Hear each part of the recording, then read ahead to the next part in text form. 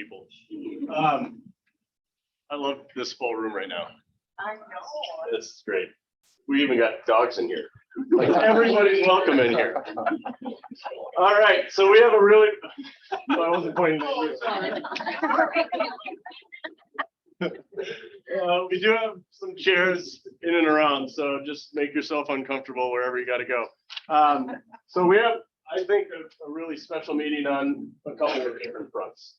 One of them, which I'm sure everybody's curious about, is the announcement that we have been promoting. It's always fun to promote an announcement because everybody keeps asking what the announcement is. And then I just, whatever they say, I say maybe, maybe. So, but what I wanted to do first was, we got back from Mega Camp, and I would rank it, for anybody that was there, I would rank it as the top 3 that I've ever been to out of the 12 I've probably been to. So I had an idea once I got to the airport on the way back, and I just really quickly want to open up a question for you guys. Why do you think we exist? Keller Williams or agents? Humans.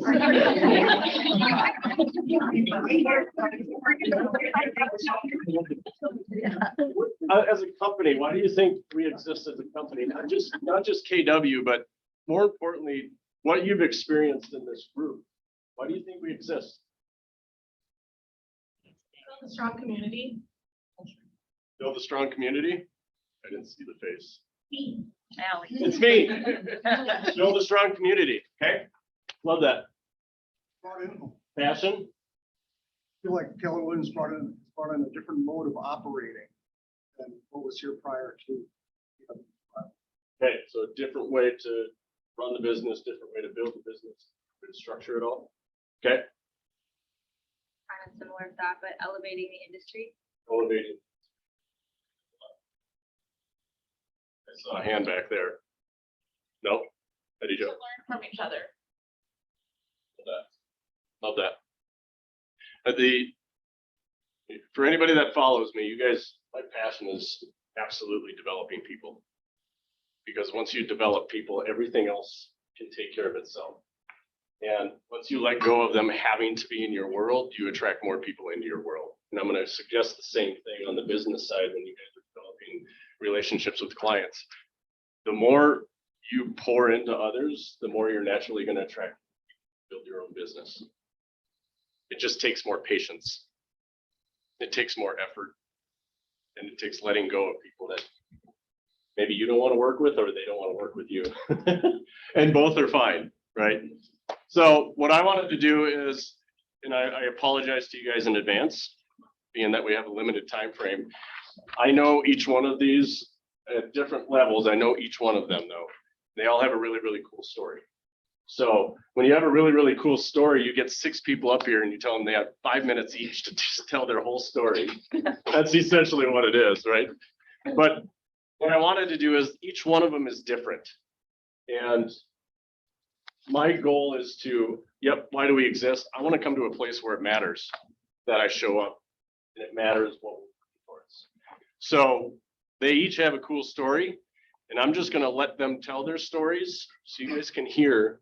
The goal is to impact people, you can hear the impact that we've had. So I'm going to start on this side. Josh, you're going to go first. Why don't you just, like I said, can I get permission to cut you guys off if you go too long?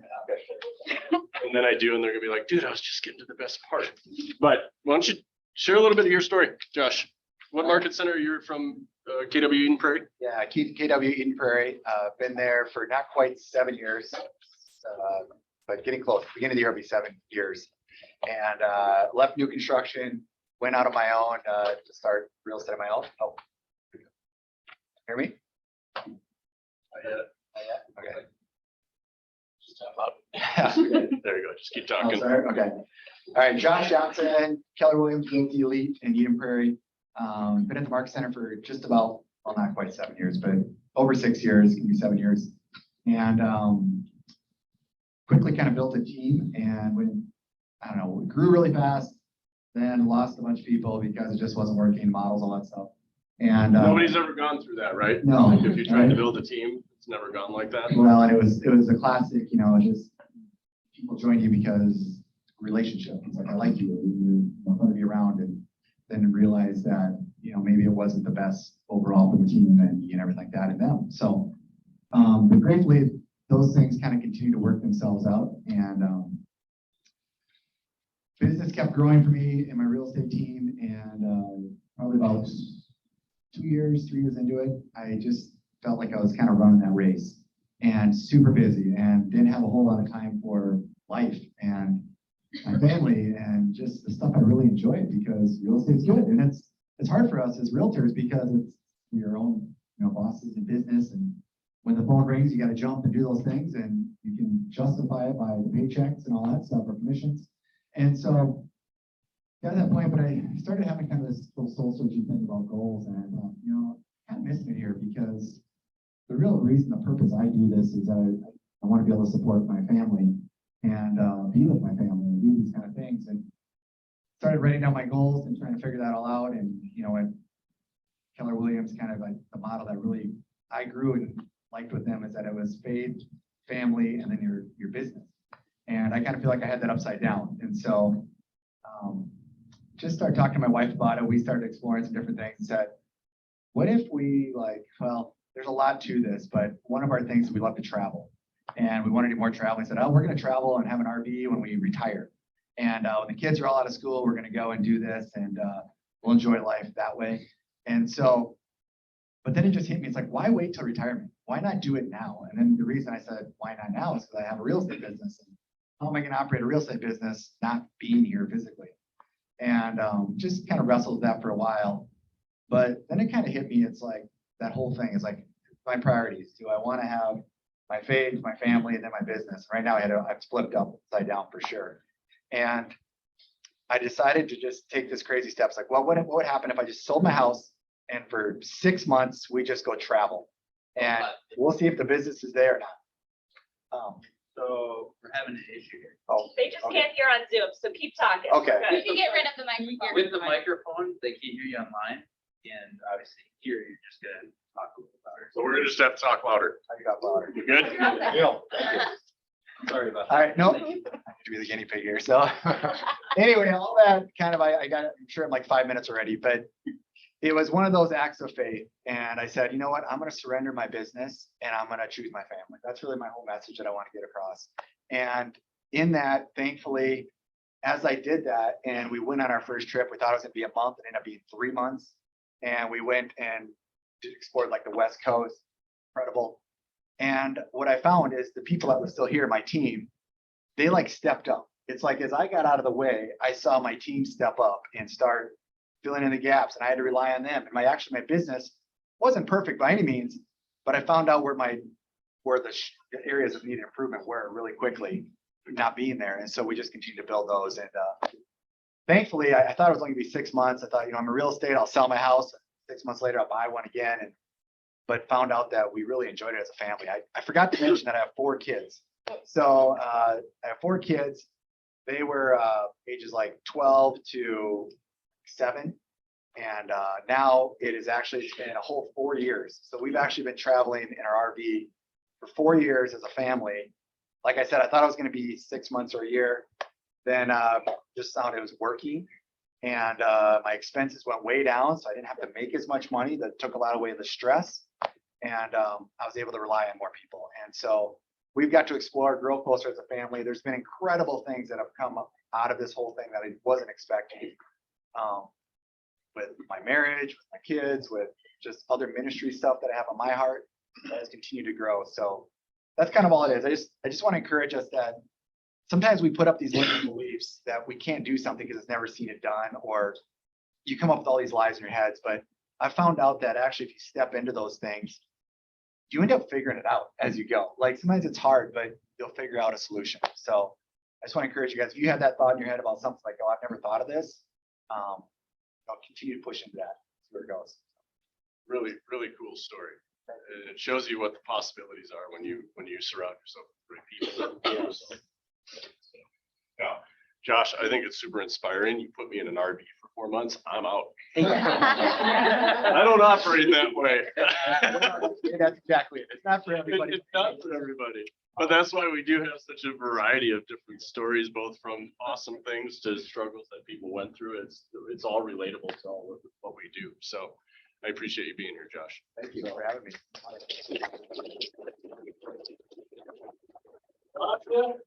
We go back, don't we? Oh, yeah.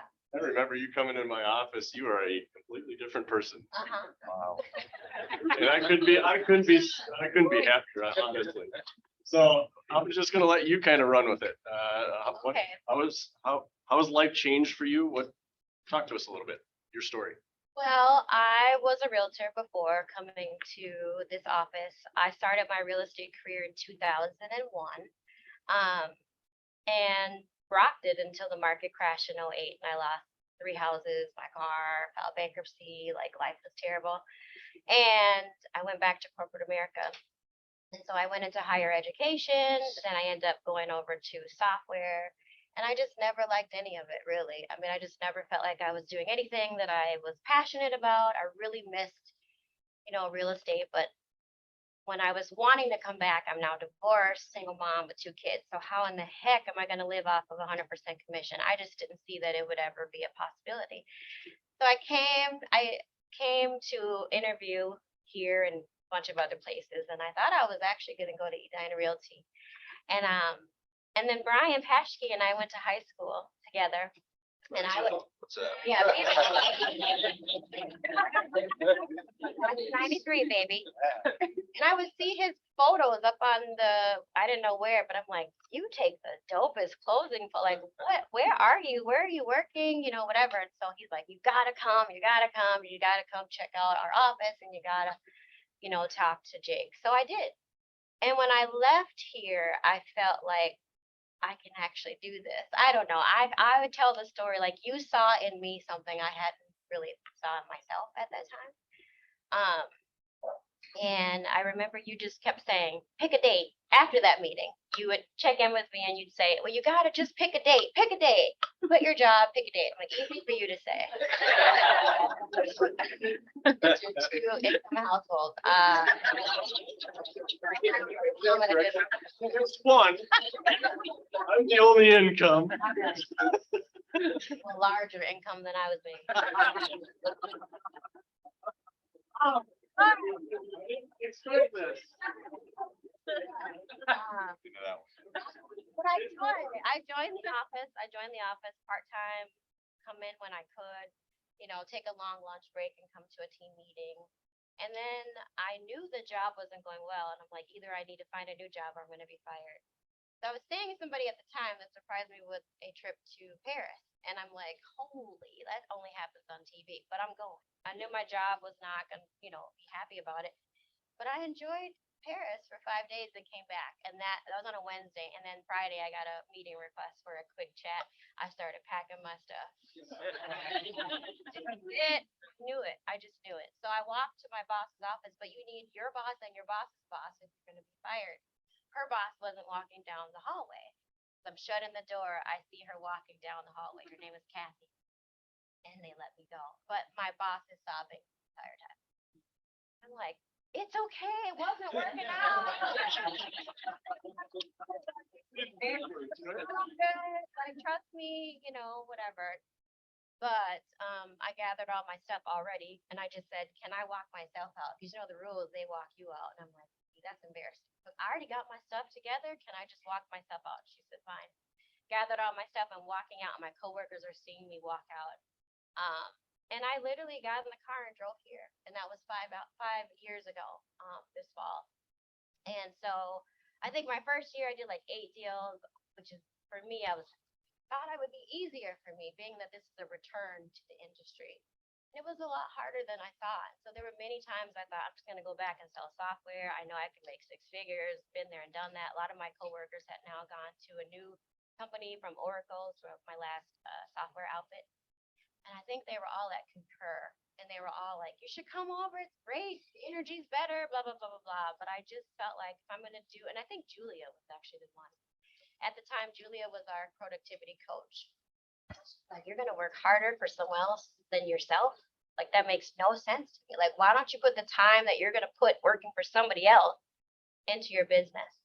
And so I stick and stayed. I had a couple hiccups, here, and I think that last summer I became a single agent again. I think I did 5 million that summer, which is like, okay, I guess I'm supposed to be a realtor. I got this, right? I can do this on my own. And then like 2 months later, I think Trey approached me about joining the Signature Group, and I told him no initially. Like, I want to work by myself. I can do this. He's like, no, hear me out. Just hear me out, whatever. So we went to Wakami Sushi in Uptown, and he, gave me a chat. He's like, I don't want you to work, as an agent on Signature Group. He's like, I see that you are a boss. You got this. I want you to run the team with me. And I was like, oh, that's a different conversation. So at the time, Julia kind of was making her way down south.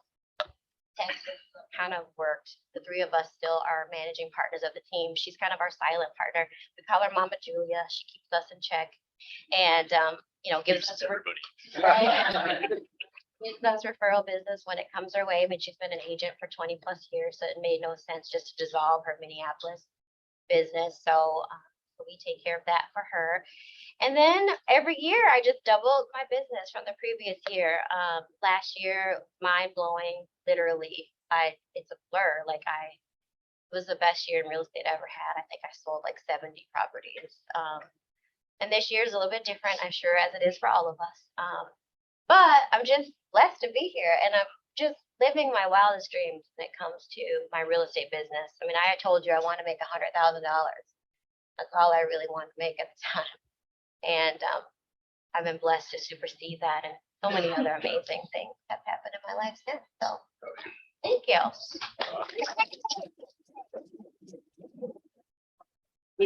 Everybody listening from Brian Clothing, it's like, no, you need to make a decision, because the longer you not making a decision is the same thing as making a decision. It's just prolonging the misery that you're in. So, Yeah. Maybe it was but two things I wanted to point out. Do you notice the theme of what she shared? It seemed like other people saw stuff in her before she saw it in herself. If you're not in a community that provides you that, who knows what decisions you might end up making. So, and the lid of her what's possible was 100,000. I'd like to believe you probably did that in a month or two last year. Or a week. So I'm super proud of you though. Thank you. So, John Ladebor, I called him Ledebauer for a long time until he finally corrected me. That's the Minnesota thing. I'm not going to tell him. You tell him. I just told him I've been called much worse. So. Why don't you share your story? Yeah. So again, 5 minutes, John. timing. John Ladebor, I am actually the team lead over at the Edina Market Center. I grew up on a farm, and the reason I preface it with that is we legitimately came from nothing as a family. When I say nothing, I mean financially. My parents rented a house for 25 years. The only reason they did that is because the only way they could have the farmland there is if they rented the property. My parents sent 5 kids through private school. We were never hungry, so to speak. But I look back and we shared literally one bathtub. I have 4 older sisters. Guess who was the last one in the bathtub? It was me. And I said we grew up on a farm. So just that's kind of where I come from. And I had an awesome upbringing. I could not be happier where I came from. My dad just retired a couple weeks ago after 52 years on the farm. So an awesome upbringing. So that leads me to working career. I moved up to Minneapolis in 2008. Obviously, we all know what was going on then. Really tough to find a job. I ended up getting my master's degree because in my hopes and dreams, I wanted to be able to coach at the collegiate level. I coach high school basketball and baseball now. So that was kind of in the pipe is where I wanted to head to. So coaching has always been kind of in my persona and my person. Worked for Minneapolis Public Schools for 11 years. I worked in their transportation department. No, I was not a bus driver, but I did work in their transportation department.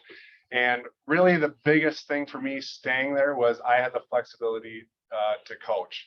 I love being with high school kids. I absolutely love building those relationships. The athletics have a huge part to do with it. But for me, it always has been, I have kids that I'm in their weddings. I'm the goddad of one of my former players' kids. Like there's really strong bonds there I'm at a small school. So I coach baseball and basketball, which a lot of them play both sports. So for me, life has really been about relationships. And the financial piece was never a part of any decisions I made as far as a career. 2016, I met with a friend who just got his license. One of his friends owned a small independent brokerage. We talked for a while. I'm very low risk. I was like, I'm not spending $1,000 to go get a license because I have no idea what that's going to mean. And I don't want to be 100% commission. I'm fine where I am doing what I'm doing. Long story short, 2018, August 9th, actually 2018 is when I got my real estate license. I did not do a single transaction until May of the following year, simply because when I got my license, I was of the mindset of, all right, God, I'm giving you 3 to 5 years and you're going to do a lot of the work for me, so to speak. Not really, but I knew that if he had bigger plans, they would come out. So I was telling people I was an agent. I wasn't really digging into business at all. I was kind of doing it on the side. I wanted to do some properties. The first house I sold was to a family I had a close relationship, but it was an investment for people that I had never met. I never showed the house. I got that paycheck. I was like, oh, that was really easy. I might try and do this a little bit more and a little bit harder. I did 5 transactions in 2019, so not very many. 2020 came along, and obviously we all know what happened, and I started having some more time off with the school, dug more into my business, was more intentional about talking with people about real estate. And by the end of 2020, my broker handed me my last paycheck in December and said, congrats, you're the highest grossing agent, Patriot Realty. I looked at it and I said, really? That's really weird. I never expected to do that. December is the reason that was my last paycheck. I had been talking with Jen since about October of that year. There's a lot going on that I could get into as far as our brokerage. He's now at Keller Williams also, but a lot had been going on. I was meeting with Jen simply because I wanted to steal her knowledge so I could implement it at another brokerage. And I've already apologized to Jen for that. We're on great terms. But that really was the reason I had even taken the first few meetings with her. And I remember sitting in that office before I left for vacation and officially signing, and I said, I'm not quitting my full-time job, but if I'm going to be at Keller Williams, I'm going to dig into what you guys have to offer. Systems, tools, models, the people.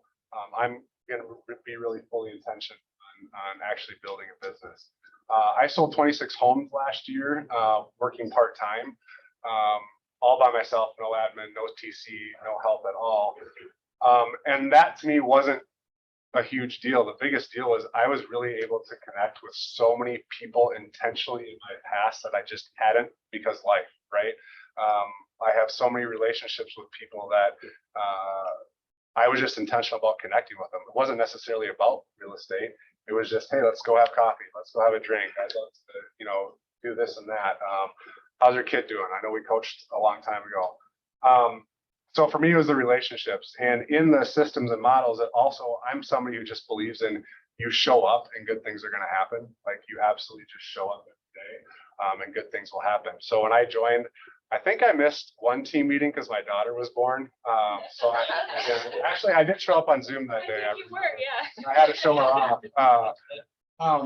But my mantra for my team is me, and it's biblical, but it stands for make every effort. So I always tell people, if you show up, good things are going to happen.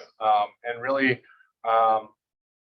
so August 9, 2021, 3 years to the date, my God and me promise, Jake actually emailed me asking me about being in leadership. That theme comes back. That was not on my mind, but I'll say Jen and Jake saw, again, something in me that I did not see in myself. And October started as the team lead over at the Edina office. And for me, it truly, again, has been about being in relationships. I don't believe I have this opportunity if I don't show up to team meetings, just show up, be engaged. And there's so many great things that we offer as market centers. If we're just open to taking advantage of that, the sky truly is the limit. So cool. one of the reasons John's on here is there are opportunities. You want to develop and grow into other things. Some people have a desire to do that. Others want to do it within their own team. Others want to, like, there's so many different paths to take that I just wanted to have him up here to show different possibilities and perspectives. So thanks, John.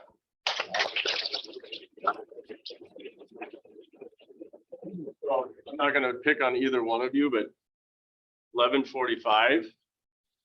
So you guys work All together. right, let's do this. You guys work together, right? All right. I am, Somebody's like, what the? I'm Eric Peterson. I am out of the Buffalo Business Center of the larger Otsego Market Center. And I also grew up in a one bathtub farmhouse with 5 kids. I was in real estate in 2006. I graduated from St. John's earlier that spring, and all my friends moved to Minneapolis, and that was not me. And so I moved up to my cabin, and I didn't really do anything except fish and drink too much by myself, which was not healthy. So my dad kind of looked at me one day, and my dad was not a farmer, he's a real estate attorney. So I had real estate conversations all my life. He said, I know this guy who runs a real estate auction company. You should go work with him. And I just thought, okay, let's try it out. Let's get it figured out. So I made one promise to myself when I was getting my real estate license. That was never to work for one of the big real estate companies. And I was going to hold to that. So I got my license right as the piano was being pushed off the top of the building. That was the end of 2006. My first year in real estate, I made $8,000 with an 8. And from there, I've worked at this small company, and I just was not happy. I went in every day, and I didn't really have leadership and guidance or any of the things that you have here. And after way too long and way too many hours of doing nothing and searching for other jobs on my work computer, real jobs, it just wasn't working. So I went to another real estate company, it was a commercial company, and I sold residential real estate at a commercial company. And it was easy. We played foosball every day at lunch. We weren't super productive, and I wasn't learning. And I just was having these compounding year over year of not growing into who I intended to be. And so I went, actually, I did a deal with a guy from Keller Williams, who I'd known my whole life, or majority of my life. I graduated with one of his sons. And I had a meeting with him and Jake. He wanted me to be a buyer's agent on his team at that point, or we had talked about it. And clearly was not going to be a fit. You would agree with that, right? He wanted to make it happen. And I was like, how do I navigate this one? So, but I realized that there was something else that was happening here, right? And it was the education and the people and the community and the mindset more than anything that I was missing. So after meeting with Jake a few times, I walked into my broker's office at that time, who I absolutely loved, still talk with them bi-weekly. And I said, is this the best place for me to grow? He said, probably not. I said, well, I'm going to Keller Williams. So I came to Keller Williams, and that was almost nine years ago now. Wow. So from there, I've held a lot of different titles and a lot of different. I was a regional director of expansion for an expansion team when expansion was a super hot word at Keller Williams. You don't hear about it a lot now.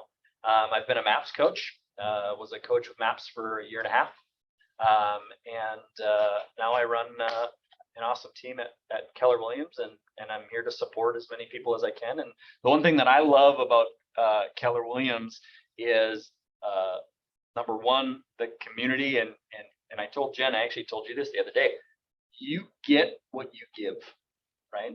And the people who don't experience the trajectory or the impact that Keller Williams has on their lives, they're not showing up to team meetings. They're not pouring into others at the office. They're not taking the classes.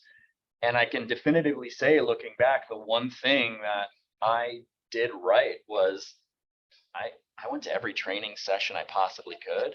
And I learned from all of the incredible people that are in this room and here. And I've taken Bold 12 times, right? I mean, you just do things like that. And you don't even have, it's just the force of nature and the impact that the community has on you will automatically help you grow. So it's been an amazing ride, full of struggles and trials and amazingness, right?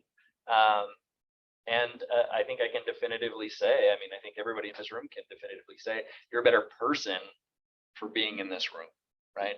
For being surrounded by people who are here to help you grow. I mean, the old adage says, right, if you want to go fast, go alone, but if you want to go far, go together. And, you know, to Jake's point earlier, this community is going to help you go far. Awesome.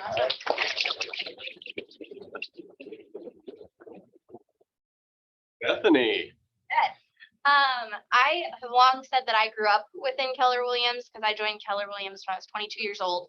But a little bit of backstory.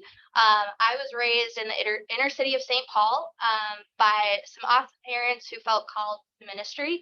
So when I was 10, they moved our family to the former Soviet Union.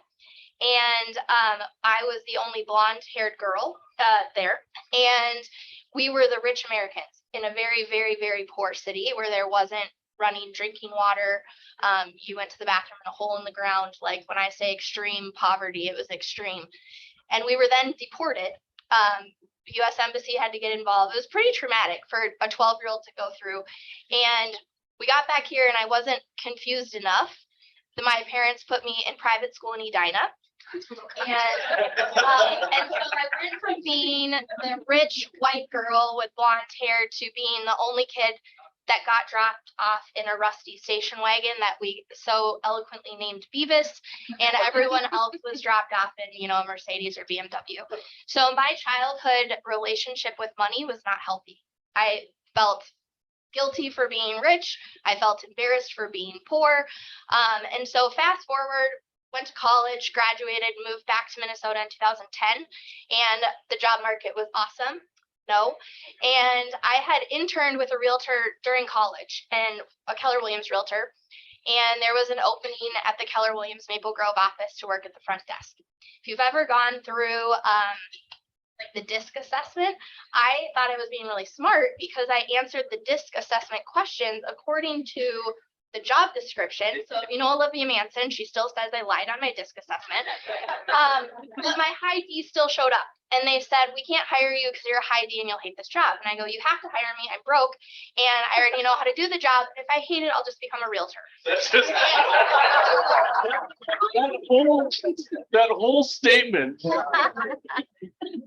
is high D. Like, you actually have to hire me because I need to make money. I couldn't find it. So fast forward, I played a lot of roles. I joined a team. I worked with Todd Haig, who's amazing. He's the OP out of Maple Grove for 2 years. I left his team and probably had the most mature conversation for a 24-year-old. I took him to coffee at 6 a.m. and I said, our visions aren't in alignment. You're focused on buying market centers, and I want to be a part of a really high producing real estate team. I love you, but we're not in alignment. And then I went out on my own and failed forward in trying to build a team. Meanwhile, I started making a lot of money in my early 20s. And I remember one day my dad saying, how much money do you think you've made this year? And when I told him it was over 6 figures, he said, you now make more money than your mom and I combined. And it was very uncomfortable for me. And I started to resent the money that I was making. I stopped paying my taxes. I stopped filing my taxes, by the way. So there were 4 years that I never filed my taxes because I didn't want to acknowledge the money I'd made. I didn't invest it. I just was stupid with it. I gave it away. One of the best gifts I did do is I sent my parents on a 10-day trip for their dream vacation. But I was so uncomfortable with it that I was like, I don't deserve this money, so I need to give it away and just not even acknowledge it. Well, that mature conversation I had with Todd Haig at 24 served me well because fast forward, he took me to lunch because I opened up to him. He didn't know I hadn't been paying my taxes, but one day I opened up to him about it because I think I was just that desperate and that like I was broken. And he took me to lunch and he said, you have got to get your shit together. And he gave me a check for $5,000. He goes, I know you'll pay me back, but I want you to go hire an accountant and get this stuff taken care of. Fast forward, I sold a bunch of real estate by myself that year. And later that fall, not only had I filed 4 years of taxes, but I had paid off the state because I worked my tush off and got on a payment plan with the IRS. And that fall, Todd then presented me with the opportunity to be the market center team leader in Eden Prairie. So at 28 years old, I became the market center team leader. So I actually got to be Josh's team leader when he sold everything and said he was going to live out of an RV. And I was like, pretty cool. And long story short, today I now have a large team that just partnered with Ben Kinney in place. I own 5 doors. I will have a net worth of $500,000 very soon. And when I was a market center team leader, I can't tell you how many people I met with that were absolutely broken and broke like I was. And to be able to share my story with people and inspire them to get back on a financial trajectory, which is at the end of the day is actually my passion project, is now I do wealth consulting with all of my clients and help them figure out their net worth. And we've said no to 7 listings this year because we help them use that property as their first investment property to go buy more. And that's kind of where we are today. Awesome.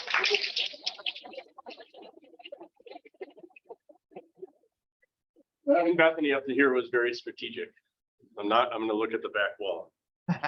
Okay, not to file your taxes. It's not okay not to figure it out. Okay? And if you don't know, talk to one of us, talk to somebody else in the business if you're afraid. That's a very real conversation. So Bethany, I appreciate your authenticity and transparency. It's special. It will impact people. I'm confident. So Brian Paschke.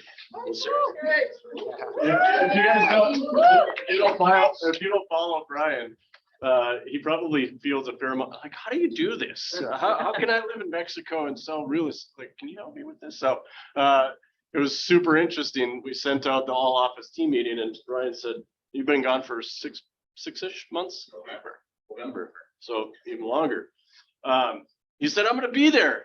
It's like, no shit.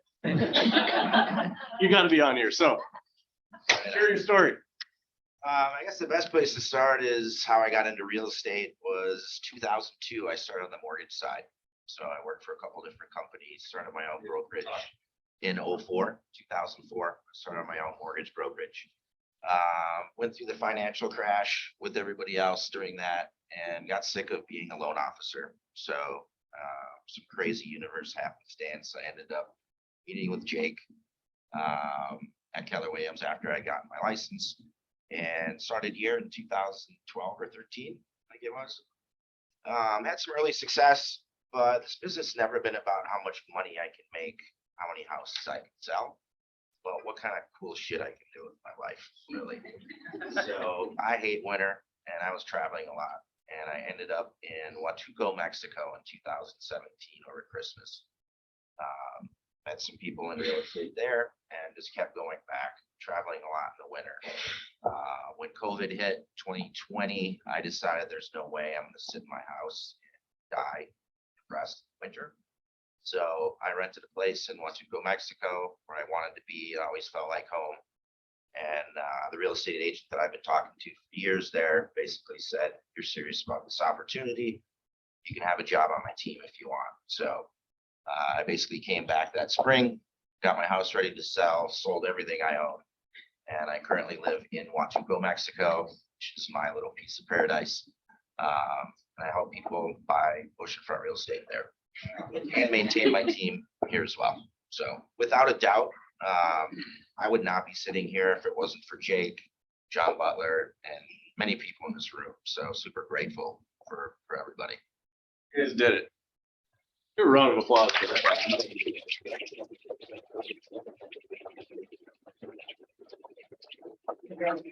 And following me, if you guys want to follow me, selling oceanfront real estate looks like Instagram, Facebook, stories. That's where you'll see me, not on my wall. Stories. I still remember the first time you came in, I was like, you said, I want to spend 30 days not in Minnesota in the winter. Now you just got back from 9 months. That's really cool to see. So this, I'm well aware this sounds like a sales pitch and I don't really care. The reality is it's about the people and there's plenty of stories to go around, but there's something very special that we have here. So Bethany, could you, some of you may have seen this video, but I think it's a really, really special video that KWRI put together with regards to the purpose of KW and who we are. So I wanted to just show this and then we'll jump into the announcement. It's a life story. In 2023, Keller Williams turns 40. And sometimes, midlife crisis is a good thing. Now, we aren't going to run out and buy a flashy sports car, or a boat, or some other toy. And we aren't suddenly going to grow a mustache. Because we've already got one. But it is time for something big. Because that's what we do. It's time to tell the world who we really are. And why we were called to this. T.S. Eliot said, "We shall not cease from exploration, and the end of all our exploring will be to arrive where we started, and know the place for the first time." We started as a small real estate company with a mission to become so trusted by our clients that we could become their realtor for life. But of course, Gary Keller taught us that to be realtors for life, we had to be more than realtors. We're coaches, therapists, mentors, mind readers, and magicians. We're digital hunters with human touch. Wheelers and dealers who only use our powers for good. We are advocates and shoulders to cry on, friends to lean on, and confidants to trust. Together, we are the keys and the doors to new futures. This is the most important time in our lives, as a company, and simply as people. Your clients are feeling that same thing when they come to you. Their first homes, their final homes, newly married, newly divorced, empty nesters or more on the way. These are the most joyous, terrifying, and hopeful times of all our lives. Because your clients are jumping off cliffs and trusting you to build wings on the way down. We get to feel the thrill of that connection every day, if we do our jobs right. And if we do our jobs right, they aren't jobs at all. It is indeed a calling.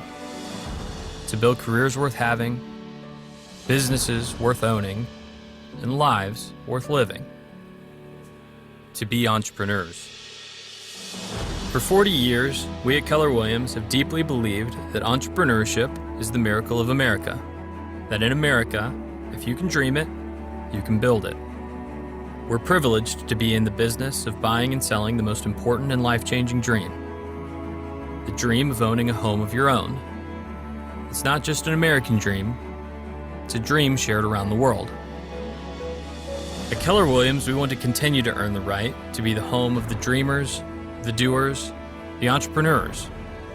The hundreds of thousands of you who have dreamed and built your own business, and in the process built ours. We all know everything changes, but we will always champion you, the entrepreneurs who are powered by purpose, by energy and passion, teamwork, trust and technology, integrity and culture, and trained in the rules of how we would do it, but who also have the confidence to bend the rules in ways Gary never dreamed of, but hoped you would. You see, we aren't here to teach you our past, or to try and predict your future. We're here to help you create the future. We are reigniting a culture of celebrating entrepreneurial visionaries. Because real leaders don't create followers. We create more leaders.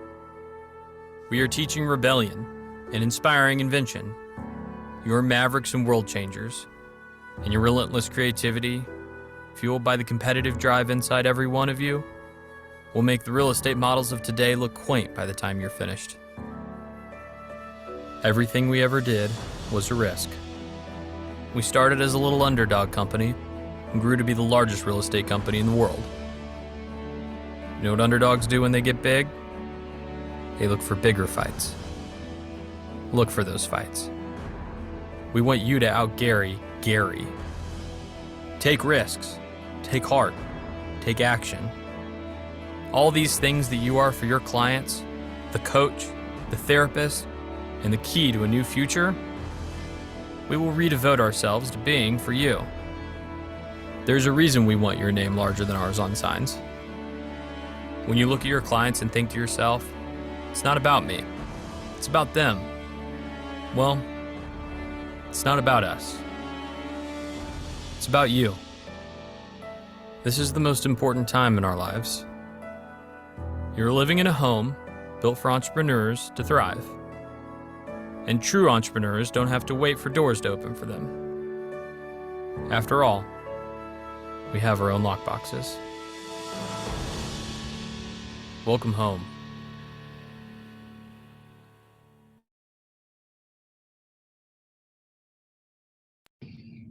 What you guys think?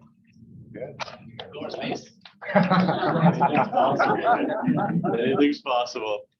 When they first played that video, I just thought, hopefully that resonates, some part of that or some point of it resonates with you, because we're actually kind of, yes, we're a brokerage, but we're also hopefully an experience.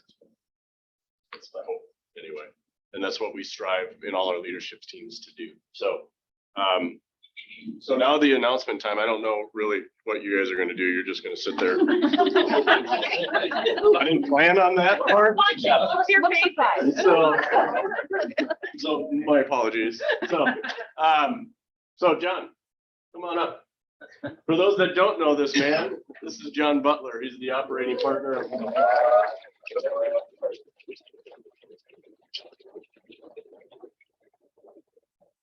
So what? the floor is yours, man. Talk about a tough act to follow. My goodness, there's great stories here. That video almost makes you cry. Yeah. And certainly touches my heart. The special announcement is I'm not cutting off my ponytail. Yay. But I have made the decision to step down as the operating principal of the 5 market centers. I said step down. I didn't use the R word. I'll use it once.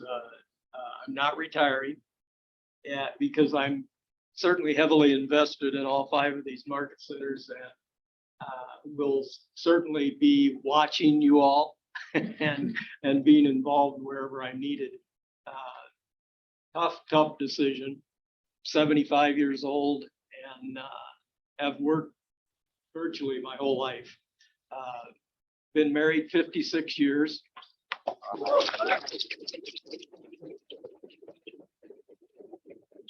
To the same woman.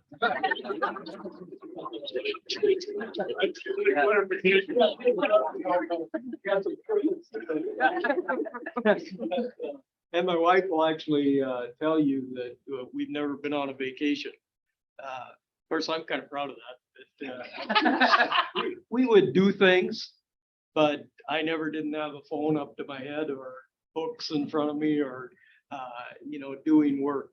Just there's a time where you have to move away from that. It's going to be tough for me, but I think the real, I've been, Jake and I have talked about this over the last few years, actually. And, I knew the day would come. I really probably wouldn't have been more than 5 years. Then I thought 4 years, then 3 years. Then with the way things have kind of transpired here over the last few years, I thought, let's get this over with. I'm kind of ready to move on. And the part that has made me, I hate to use the word proud, because I don't feel that way. I mean, when I'm proud of you guys and this company, it's not me. So it's, but where we've gone, I mean, I thought back almost 18 years ago, and a lot of Tom Vance and I kind of got involved together and really kind of started this KW role. We had no idea. Like Keller says, think big. Our thought of big was nowhere near what we've accomplished. I mean, billions and billions of dollars of real estate have been sold. The one thing that excites me the most is, I mean, we'll be approaching almost $15 million in profit share back to the agents. I don't know of any company that would do that. When I heard that, I thought, I first thought, are you really, you want me to get involved with a company that's going to give away almost half of their profits? That doesn't sound too smart of a move, but it's more than a smart, because that's what helps with the growth of this company. And I know that in the future, things are just going to continue to go. And that was another reason I've made the decision I have. You got to come to a point in your life and business where you kind of hit that ceiling and you can't break through it.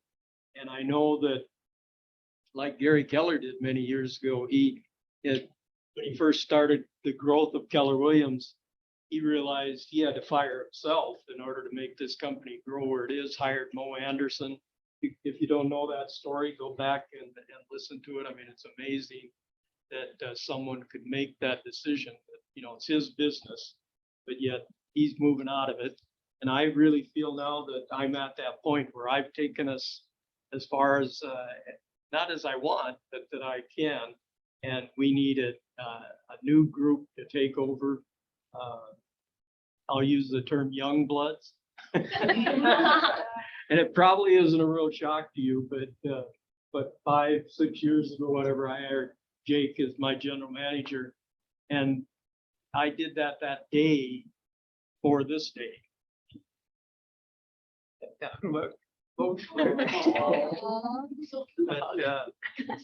But I know that obviously Jake's gonna take over. I'm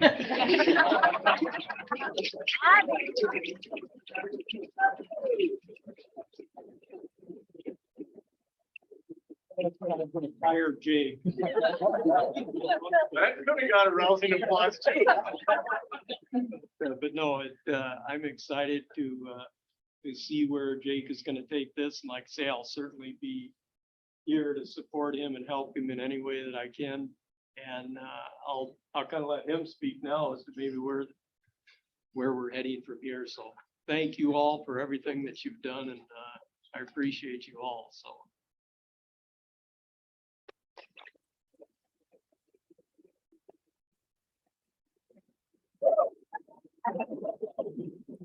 Woo-hoo.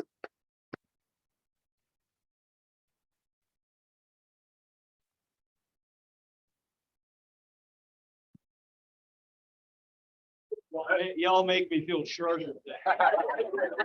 It said stand up. I think everybody thought I was hard to stand. I like to make John feel uncomfortable. That's right. So like John said, we've had these conversations, and there's been a journey for myself to work with both Tom and John, and the business acumen is super, super valuable. And you've taught me more than I have 2 MBAs. That doesn't even come close to what I've learned from you. And not just that, but the values that he operates by. The guy will tell somebody to leave if they're not in alignment with who they stand. And I intend on carrying that forward. I'll say that with also saying that everybody deserves a second chance. So there'll always be a conversation before you uphold your values, but you also treat people with respect on the way out too. So, so I'm super excited. I'm a lot of ideas, and everything takes time, right? So It's really like, it's really January 1st. I didn't think I it's said. not till January 1st. Yeah.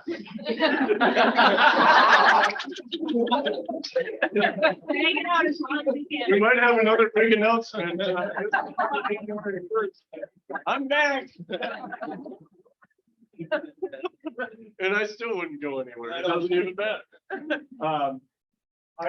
You guys know, in anything that either you follow or trainings that you go to, is I want to build something really, really special. And it's an easy question for me to ask, and it almost feels like I'm setting you up, but who's been positively impacted by Beam? So I'm a little afraid there are too many hands that didn't go up. But the reality is, I want to grow for that reason, not for just agent count number, because the agent count number doesn't actually get me out of bed. The stories like this get me out of bed.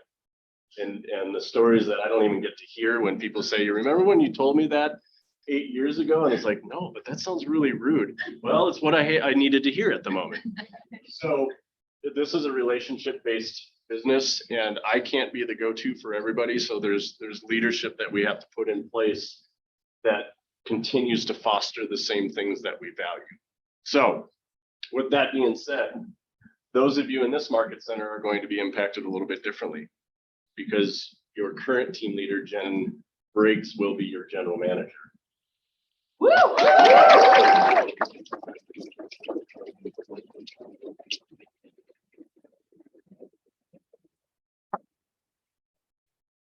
One of the ones that you pause before they.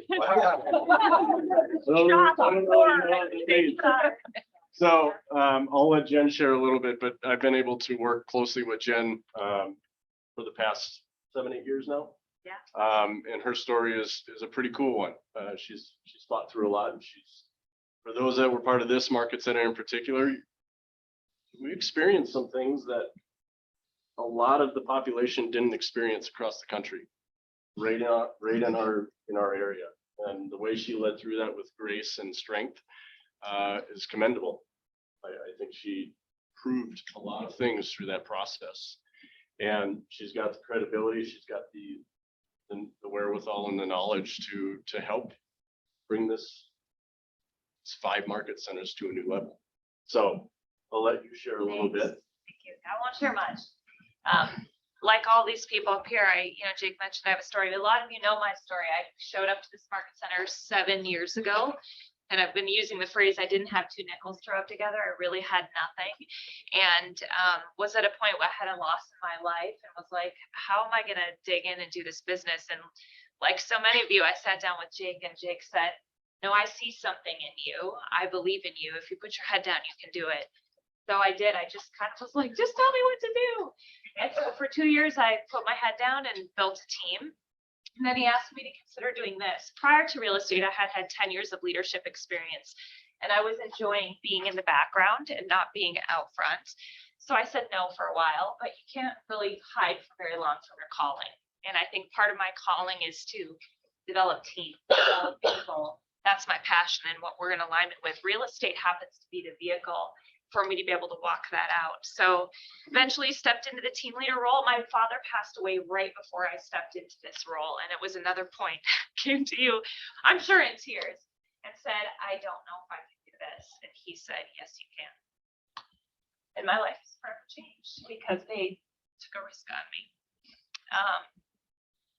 And that's what I want to do for all of you. I want to do everything I can to create a culture and an environment where we can see things in you that maybe you can't see, and that we work together as a team to pull that out, and you can build these crazy lives, whatever it looks like. If it's an RV or if it's running a team that's worldwide, we're here for it. And I'm super excited to dig in and help you become all that you want to be. Yeah.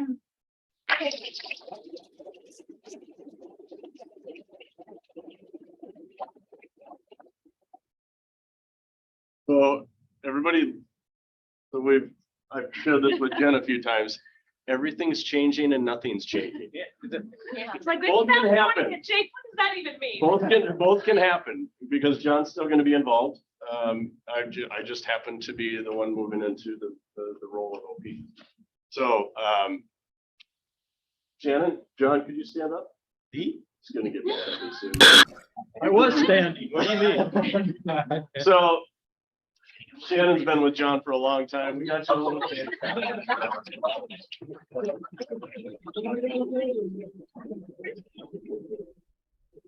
We really thought it too for a second. So we wanted to give this time. Shannon has a lot of time with a few others with John. I think it's important that she and whoever wants to share how John's impacted you. I'd like to take that opportunity. And it's going to make him uncomfortable. Sometimes you just need to realize the impact you made, and I don't really care if you like it or not. Well, John, I think the first time I laid my eyes on you was in 2004. Was in in the basement Yeah. of the Citadel building when we had partitions. Yeah. And Littler than this room. yeah. And I met John, he was coming in as the new team leader. He was our team leader. But I think that, you know, when I look back at the time that I got to spend with you growing and all the people that we worked with, you know, your passion for what we were doing, your belief in our vision, and your relentless energy of keeping, you know, your eye on the ball, what we were doing. But I think more than anything, John, was that you led with your heart. And I think that is what is the energy in this entire room, what attracts people like this that we had on our panel today. And I know that you're not going anywhere. You're, I guess the word I would use is you're evolving, as we all do. And that I am so grateful for you and, you know, how far we've come and being able to look back and where we are today, and that we're still going to have more time together. And I love you to pieces. Oh.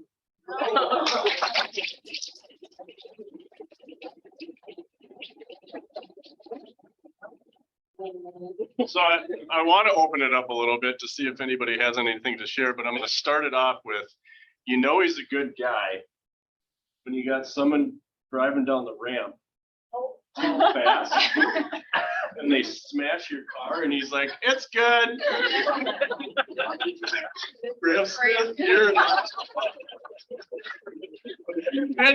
And you just got back from wanting to sell that vehicle. I guess I should come up and speak.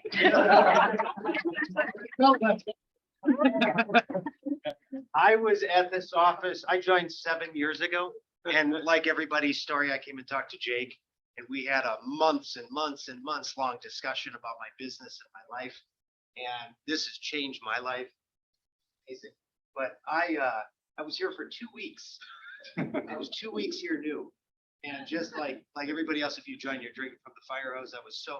And I'm speeding through the lot. And I hit him head on. When you said to me when you got out, I didn't see you till I hit you. I didn't see you coming around the corner and I see these big eyes and it's like, they're just glassed over. You got out of the car and you're like, oh, and you're picking up pieces of your butt. It's okay. You were taking the grass.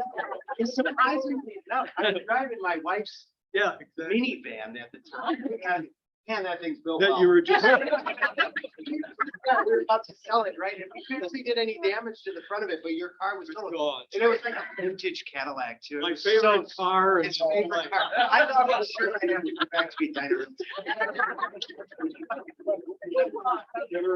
You are the best. You're the best, and I'm still gonna call you. Unless you change your phone. No.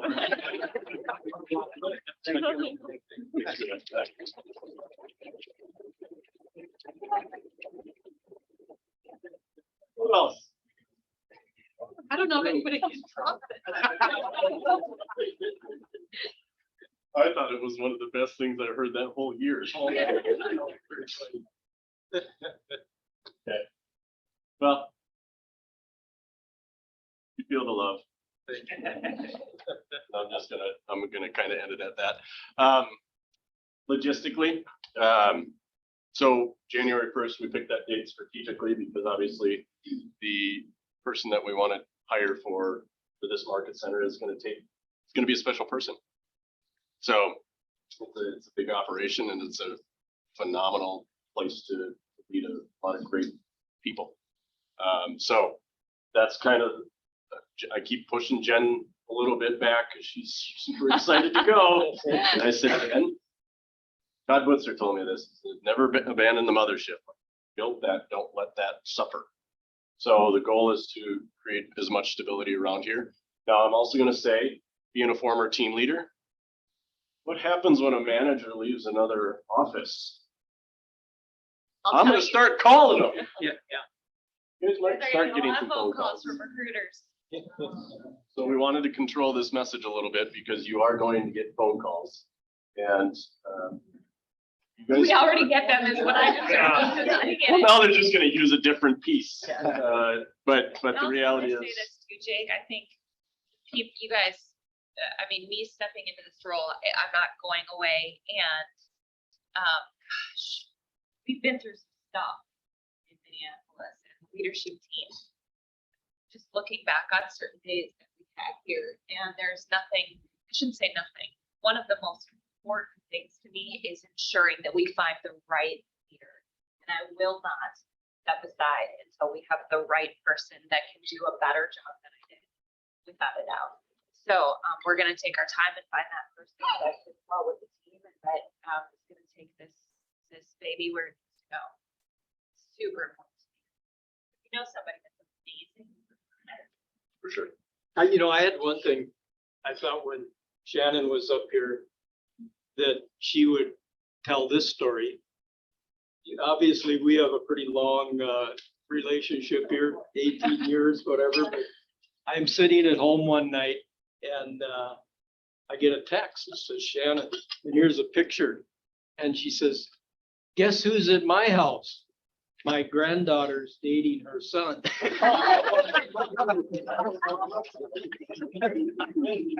says, we just loveOni's her nickname, but Oni.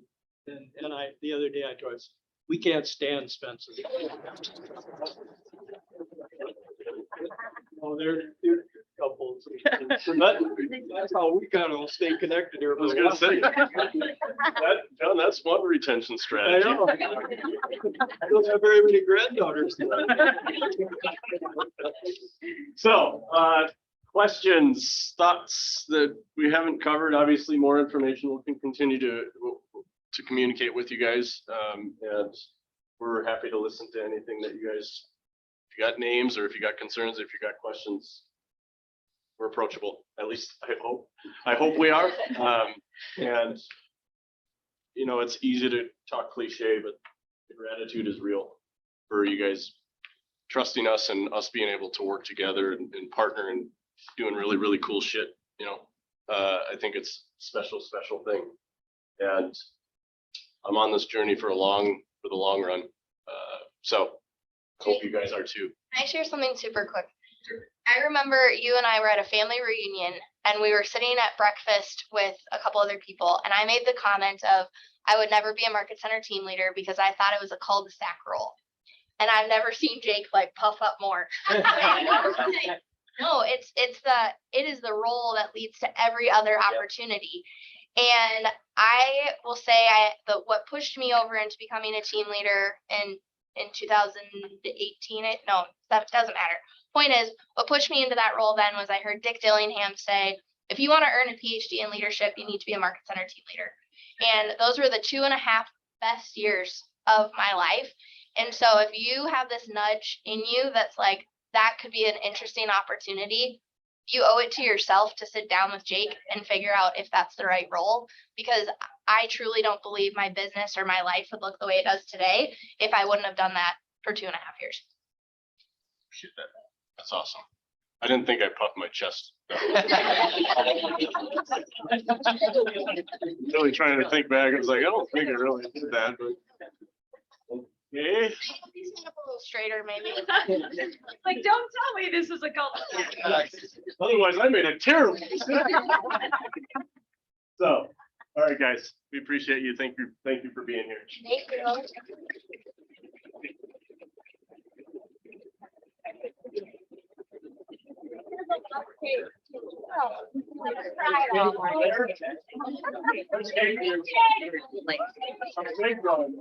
you.